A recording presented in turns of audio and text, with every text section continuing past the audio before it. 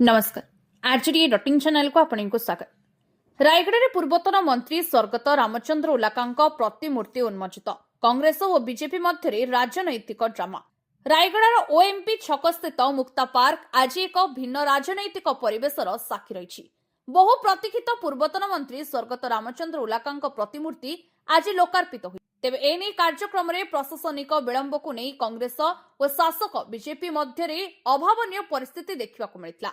घटना प्रकाश जे प्रशासन पक्षर मध्याह्न 12टारे मुख्य अतिथि भाव में खनि मंत्री विभूति भूषण जेना द्वारा उन्मोचन पाई समय धार्य करा जायतला।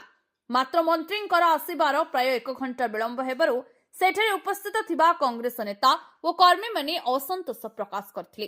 पीसीसी सभापति भक्त चरण दास प्रशासनिक अधिकारी क्षोभ प्रकाश करने सहित मंत्री को अपेक्षा न करी प्रतिमूर्ति उन्मोचन करने को निष्पत्ति नेथिले।